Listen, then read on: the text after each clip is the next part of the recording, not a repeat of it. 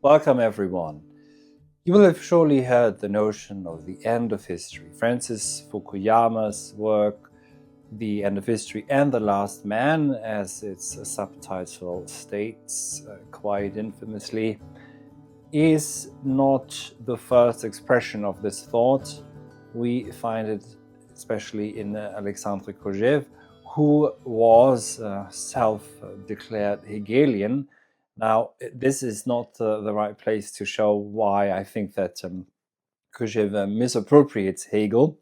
I simply want to summarize what Kojève has to say, why he believes that this is the end of history, but also what the end of history or post-histoire, actually after history, what it is that comes, and how he understands the human being and what it is that remains to be done.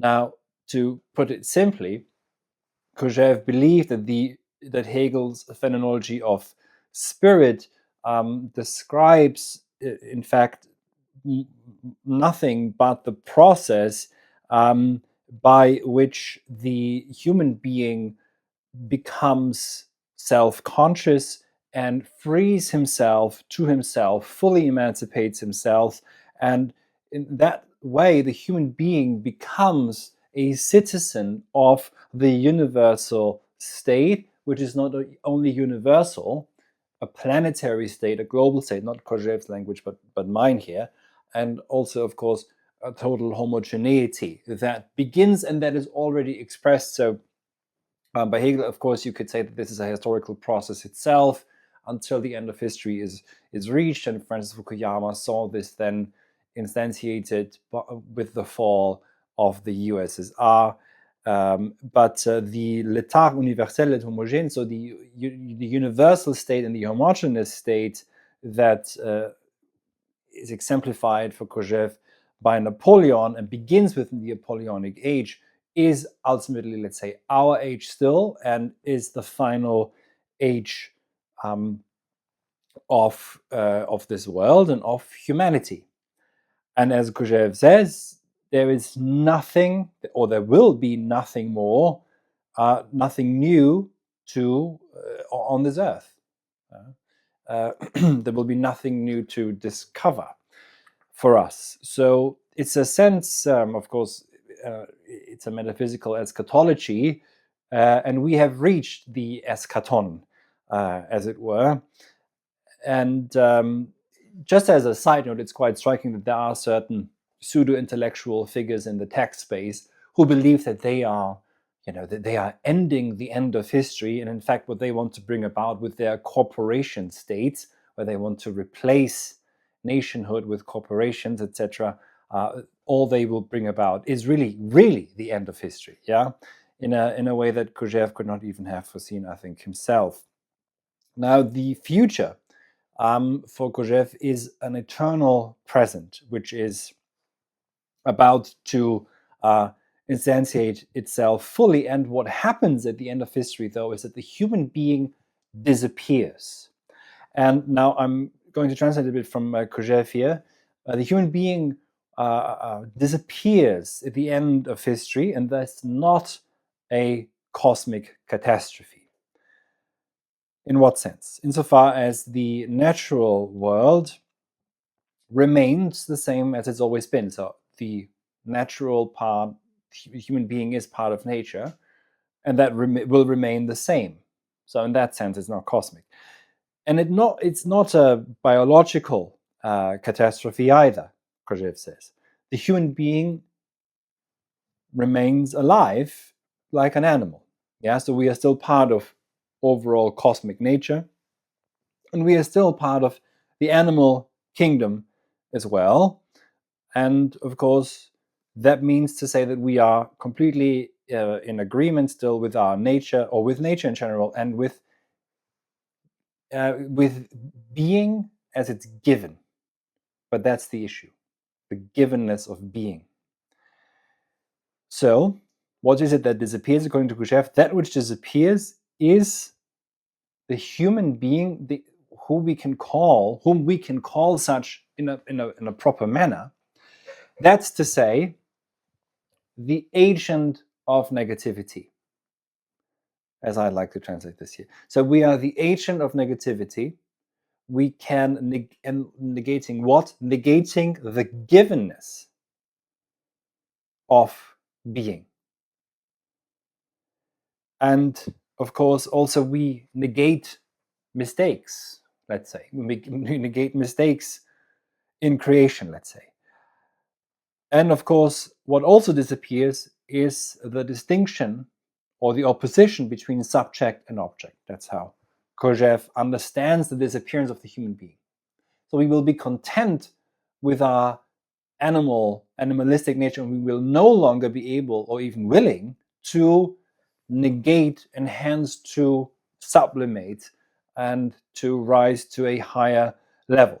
Now, of course, Kojève does see the rise of an intellectual elite and sort of a future kind of sage who will be able to sublimate in his way of life the end of history to a degree that there will still be, let's say, certain significance to his existence because he's able to negate the natural and the animalistic givenness.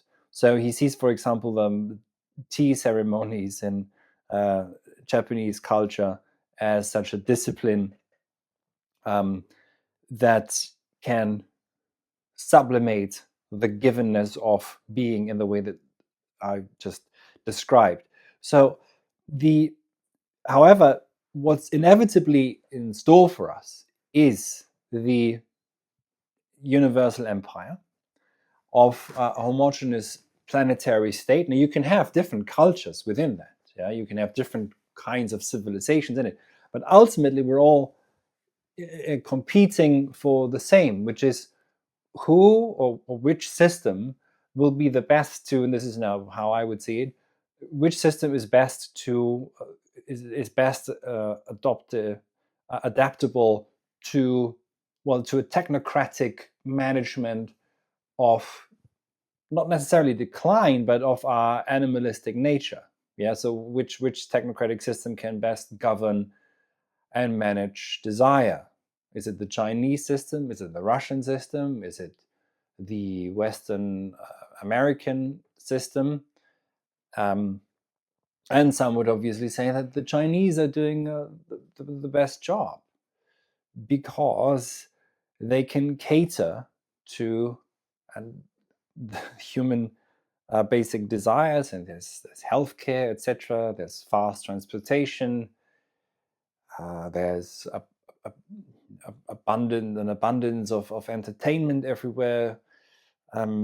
So there's nothing heroic or transcendently meaningful about that Chineseness. Yeah? So perhaps that's why China will win in the end of history. So the end of history doesn't mean that nothing is happening anymore. Yeah? There can be wars, etc., even smaller wars. But ultimately, and then Kojève might even say that there will be no longer any war, etc. But so he says, there are no longer wars, no longer revolutions. I would disagree with that. I think that there can be these kinds of conflicts that emerge. But ultimately, there is, as Baudrillard says, there's no longer a genuine war because the real distinction, these are not creative wars, they're not generative wars. They're just destructive, etc. They're about propaganda and apologetics. But they're not ultimately leading to what Kojève would require for the human being to be still human, which is to be the great negator of what is given. Instead, what we rather want is a total givenness, yeah, and to accommodate ourselves within that givenness. So let's just say there could be a war or some sort of battle for it, but that would just be to accommodate ourselves in that givenness. And that is what emancipation ultimately leads to. And he refers to an expression by Hegel, which is that the human being is a sort of is a night, is a nothingness that contains everything in his simple indivisibility. Yeah. So uh, if the human being disappears precisely because he no longer is that night, he no longer is that nothingness, and instead contents himself, but also not just contents himself, but because the historical conditions are such that the dialectical movement of power is no longer uh, is no longer manifesting in the actions of the human being. That dialectics between being and nothing. Rather, we want to accommodate ourselves in comfort. Nietzsche's Last Man again comes to mind here. And of course, then what the only sort of response that one could give is this new elite that could arise that is at least capable of sublimating the end of history by being extremely disciplined in a sense of trying to overcome through certain rituals the at least to some degree the current state of the end of history, but it's not possible to negate the end of history entirely in the sense that you could make it disappear. You could sublate it, not disappear, but sublate it, cancel it, and sublate it to a higher or next level. That's impossible. The only thing the sage can do, and I'm speaking into a camera here, and who knows how many people will listen to this over the years, and but ultimately, what are we doing? You're sitting in a room, maybe in a pot, and what comes to mind also here is E.M. Foster's "The Machine Stops." Yeah, I mean, what do you do with this quote unquote information that I'm quote unquote giving you, this data? How does this? So maybe you've understood something in Kojève now that you didn't know before. But ultimately, will that change anything? Will this lead to a sublation of this petrification of history? So the only thing that the sage can do is to understand everything. That's the role of the sage. But it's no longer. We are no longer in the capacity to negate what is given to us. That dialectics has ended. And if anything, going a bit beyond Kojève, if anything, we are waging war only for the sake of, let's say, which worldview or which interpretation, China, Russia, America, etc., is capable of course, also Europe, the second world of Europe that has to attach itself to the bloc either of America or Russia or China, is who will be best capable of managing human desire and also who will be best capable at propagandizing a technocracy by which to manage the mass human being. Yeah, that's what the war, if any, is about, really. And the rest is us twittering about and chattering about and offering up different ideas that are perhaps maybe affect us in a way, but do they really transform us, or are we just, as Nietzsche says, epidermally interested? Nietzsche sees this already 140 years ago, that the modern European man is just a reactive talent, as he says, merely reacting to stimuli from the outside, and in this sense, epidermal interested only in an epidermal sense. It touches our skin, but then it evaporates again. And hence, as Nietzsche says before Kojève, and without any regard for Hegel, what's inevitably in store for us is the total economic management of the earth. That's a quote from Nietzsche. Yeah. On top of which he sees standing the Übermensch, the overman or the superman, however you want to translate it, as a justification for the senseless turning around itself of the uncanny or eerie wheelwork, das ungeheure Räderwerk, in which the human being is reduced to a cog in the wheel. So, that's where we are, perhaps. Thank you.